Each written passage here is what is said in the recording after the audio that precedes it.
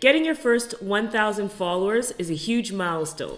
It represents 1,000 people who have bought into you or your brand. It can be challenging though. So today we're gonna go over all of our tools, our tips, and our tricks to get you your first 1,000 followers faster.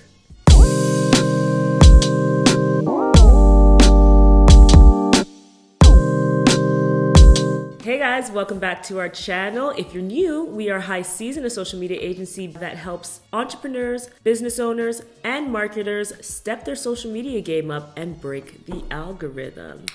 So today we're going to be talking about how to get your first 1,000 followers on Instagram. By the end of this video, you're going to know what to do.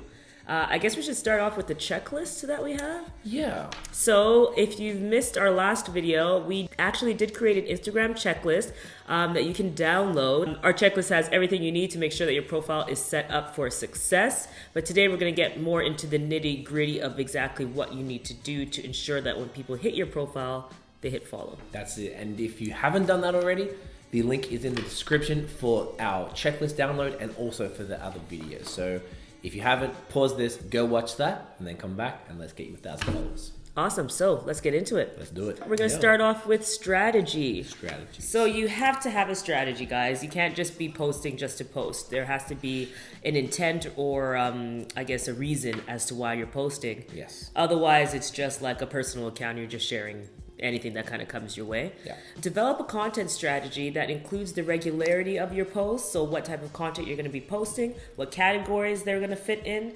and the frequency of the posts.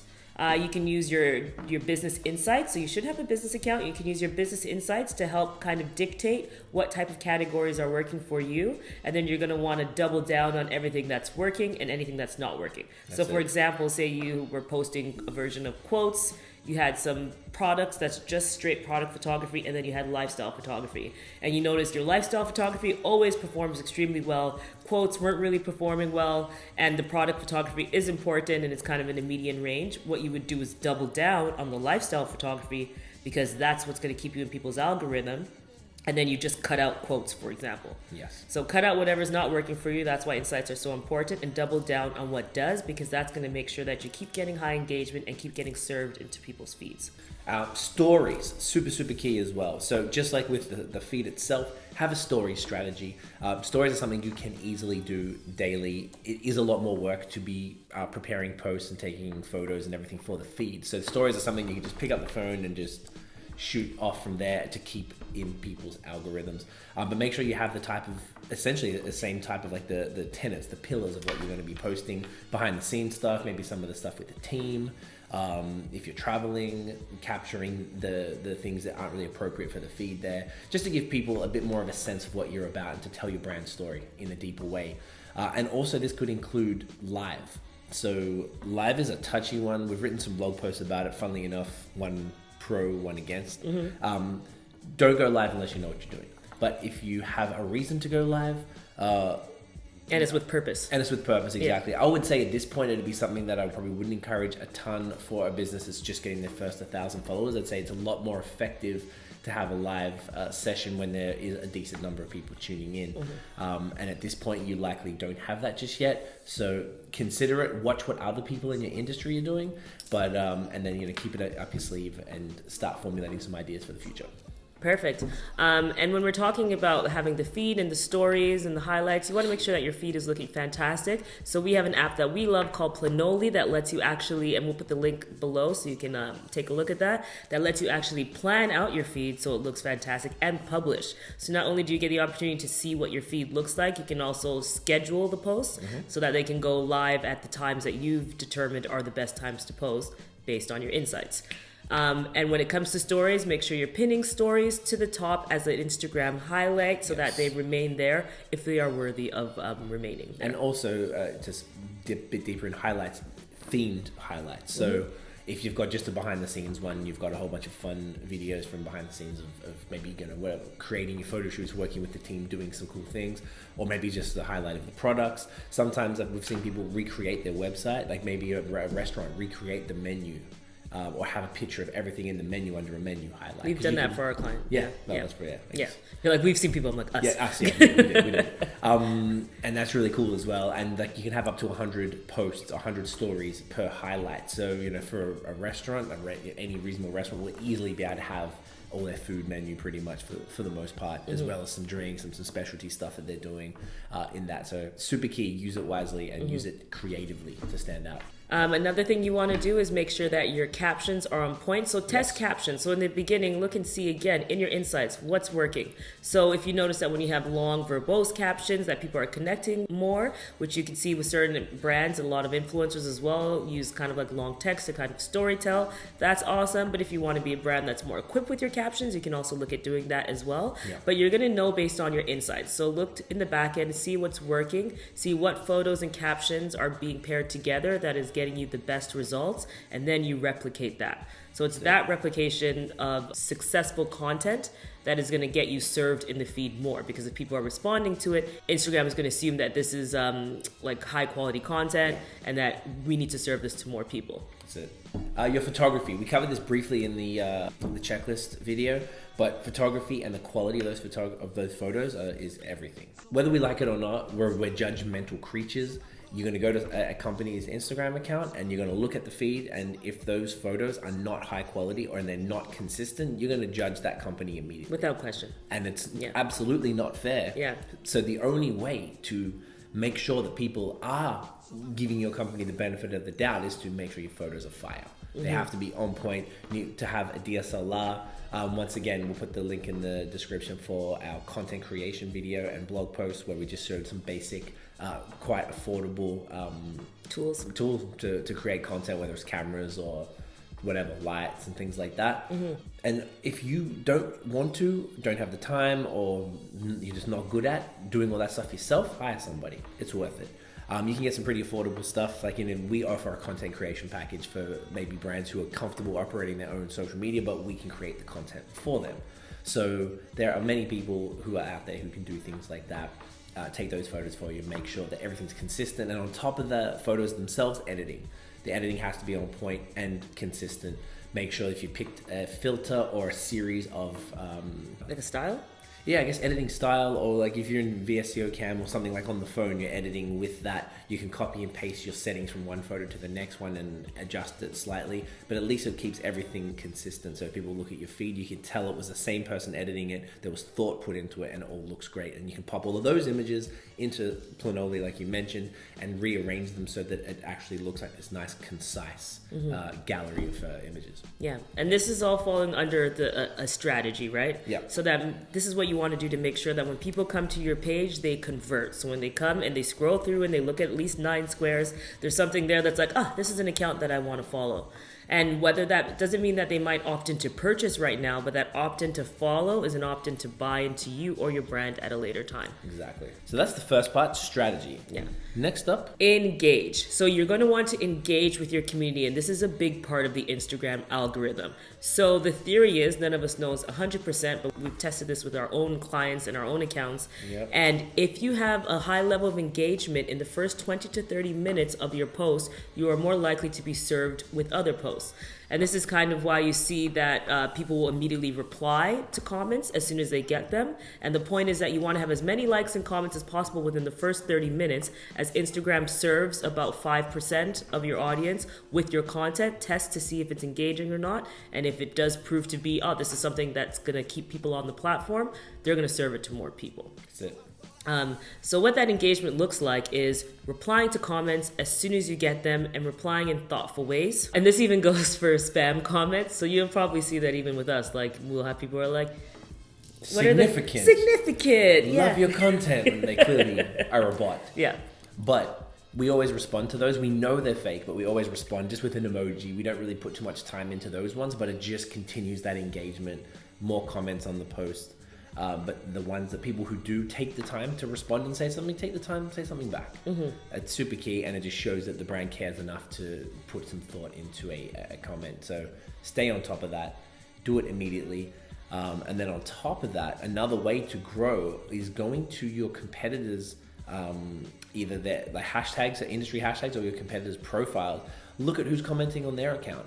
Engage with them. Go to their profiles. Engage with some of their images.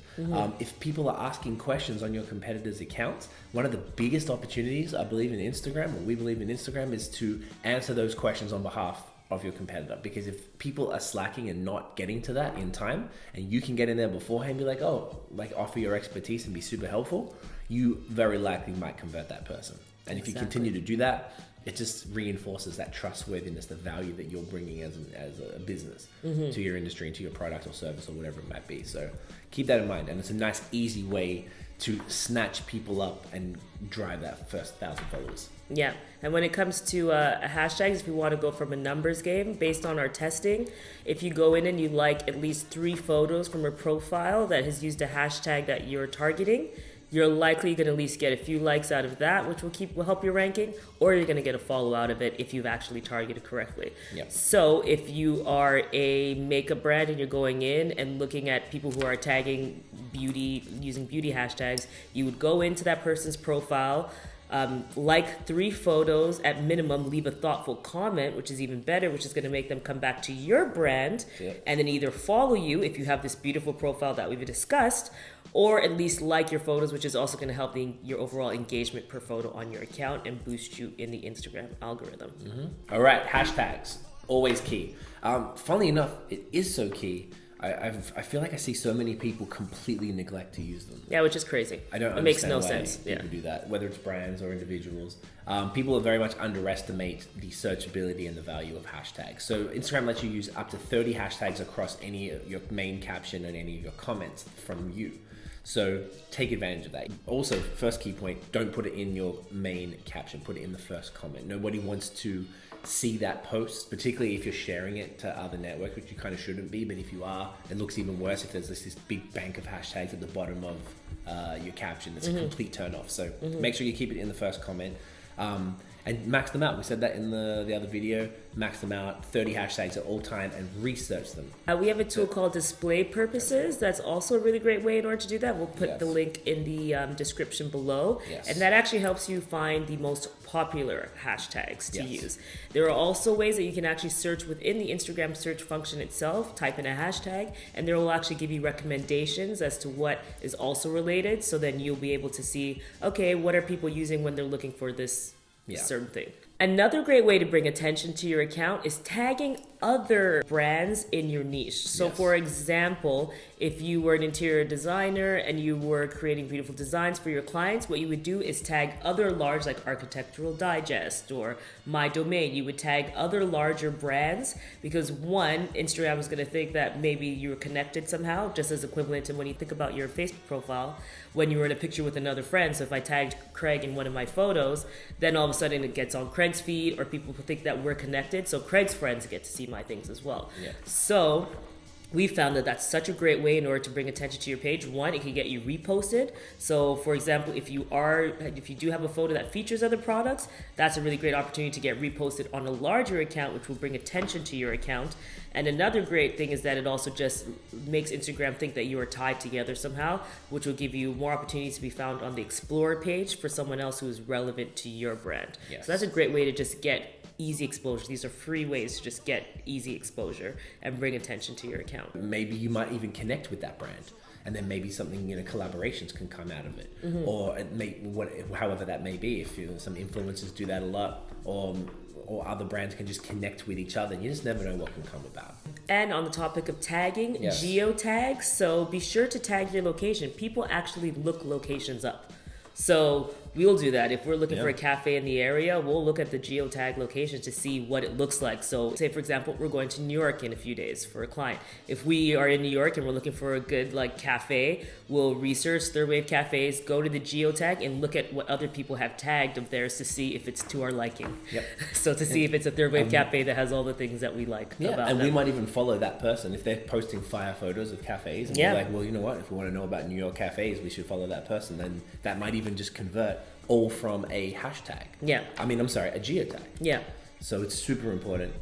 If you have a business, check into your business at all times. Every single time, always check it. And when you're using stories, always use the geotag option Yep. on your stories, that little location tab, because that's going to put you in an overall either the stories of the city that you're in, or at least the stories of an event, or just your shop in general. So that Yeah. lets people kind of get into that ecosystem as well, which brings attention to your profile and hopefully converts to a follow. That's it. The tools are there for you to use. So if Instagram offers them, for the most part, they hold some sort of a value or some sort of weight in how they distribute your content or how you can be discovered. So if it's there, figure out how you can use that to your advantage. All right, influencer marketing, probably the fastest growing like side Like parallel industry? of social media or digital marketing right now. It's blown up probably beyond what anyone really thought it might have, and Which is funny though, because it's always existed. it has. Like but it was more of a influencer celebrity. marketing, it was just called celebrity endorsements back in. That's the only difference, right? True. It's always worked. There's always been famous people pitching a product to you.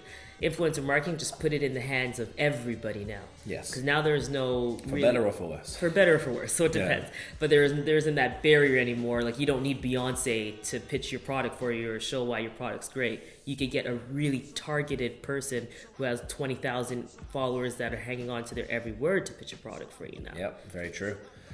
So regardless of the size of your business, there's a way to utilize influencer marketing. In 2019, the niche of influencer marketing that is going to grow the fastest, as we said in our 2019 predictions, is micro-influencers. So we define that, and from our research, under 50,000 followers. Yeah. And very niche. So, like whatever, craft beer, makeup probably isn't, there's probably not too many. Like certain specific things. There's a lot of like lifestyle. They're lifestyle like, influencers. Influencers is they're usually not so targeted.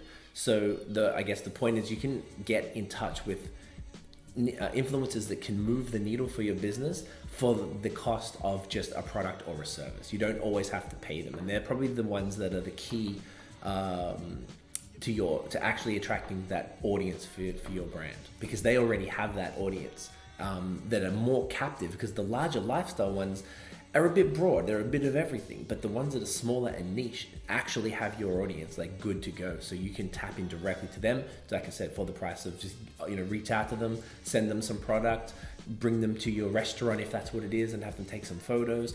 A lot of people will do it for a free meal, for a bunch of for a bottle of wine or whatever it might be, and they'll take some nice photos, and that'll just open you up to that next level of audience, I guess. Yeah, exactly that. Get in those DMs, contact them, and offer Yeah. them something free. We have seen such success using this with our clients. Yes. And that's a strategy that can kind of follow throughout your entire account. It's not just get you the first 1,000. That can consistently keep Oh, yeah. followers rolling in, because you will see a conversion. You should see a conversion from that. Make sure you get the right influencers though. Yes, do your research. That's that one thing, and unfortunately, a lot of brands just don't have the knowledge, maybe the time or expertise to be able to tell. Has this influencer, unfortunately it happens, they buy followers, they buy engagement. They're in engagement groups that are also known as pods, which are a way to manipulate The algorithm. the algorithm, as you were talking about earlier, with hitting it in the first 5 minutes. Yeah. There's engagement groups that do that. And even though Which we don't recommend. No, we don't recommend that at all. Absolutely not. But when influencer marketing works, it works very, very well. And almost nothing is better than that. Yeah. If you do it right. Instagram advertising. Now, this is Yes. a great way to grow your account, and we also see a lot of success with this. If you have posts that you really want to get some great attention and traction on and kind of break the algorithm and push your post past the algorithm, Instagram advertising is fantastic for this because it is highly targeted. So if you are landing your highly targeted posts into somebody's feed, they should likely be going into your profile. And if you have that gorgeous profile that is perfectly filled out and looks great and has fantastic content, you are very likely to get a follow from that. We can't recommend Instagram advertising enough, whether Yes. it be in stories or in your feeds. It's a great way to just make sure that you are active and a bit more competitive in comparison to people who might be using a more organic strategy. So when you pair an organic strategy with a paid strategy, that's when you really see things increase. That's it. And right now they're very underpriced. They're so underpriced. So Yes. ads are like, yeah. the stuff that you can get, like you're paying like 10 cents to get somebody a follower to your page, and when you're looking at something in terms of lifetime value of a follower, if that person could buy one product, you pay 10 cents for one person who could buy even a $20 product. Yeah. Like, goodness gracious, like, It doesn't get much better than that. It doesn't get better than that. Yeah. But it won't be this way forever. It's just right now ads are very underutilized, which makes them very underpriced. Yes. And I think that a lot of people are going to regret when there was this period of time where ads were super, super cheap and you could get people into your account and into your sales funnel, and they weren't taking advantage of it. Yeah. So we definitely recommend putting at least even $5 a day just to get yourself active and in there. And Instagram stories is even more undervalued, even though everyone is on Instagram stories. Yeah. And that's just because people don't know what to do and how to create ads there. So create a cool vertical ad that gets people to your profile and then gets them to convert.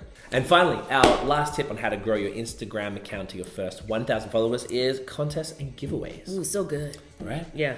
If you've used Instagram, you certainly would have seen people do giveaways, whether it's brands themselves, maybe influencers or whatever.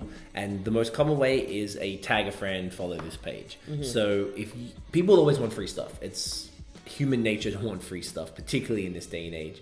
So if you have something of value that you can give away that you know your audience would like, whether your product, your service, something in that realm, run a contest, and it has to be just a simple tag and follow.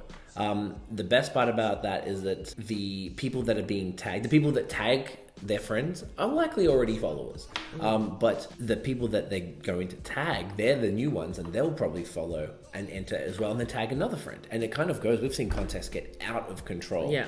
And likely most friends have the same similar interests, and that's where you should be getting a follow and not losing that follow.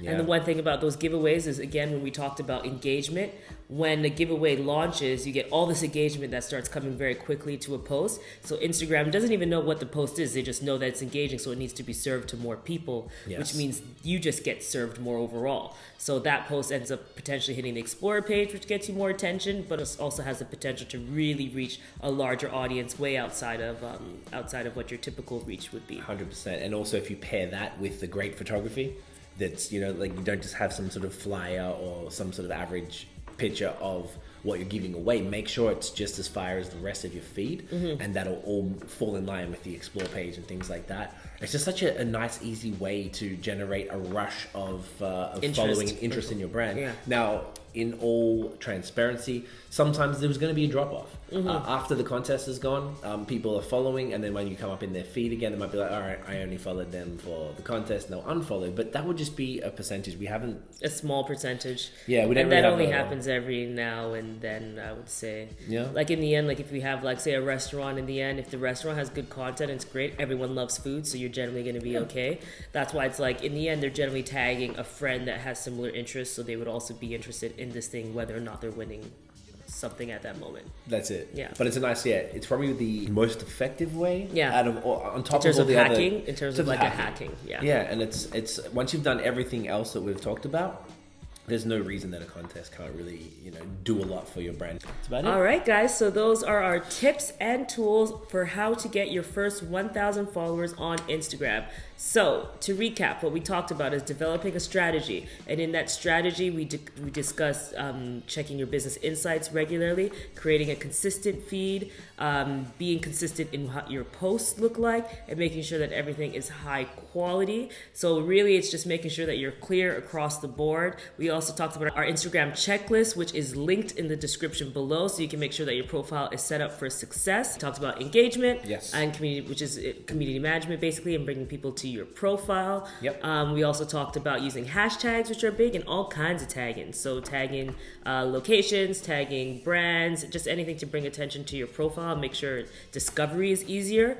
Influencer marketing, which was huge, and we definitely recommend ads. And our last thing was Contests and and giveaways. Yeah. So let us know if you have any questions about everything that we discussed today. If you want any further elaboration, comment below and let us know, and we'll get the discussion started with you. Let us know if you've tried any of these tips or tricks and if they worked for you. I want to hear from like actual real businesses who have tried these things. I want to see how it goes. So keep us posted.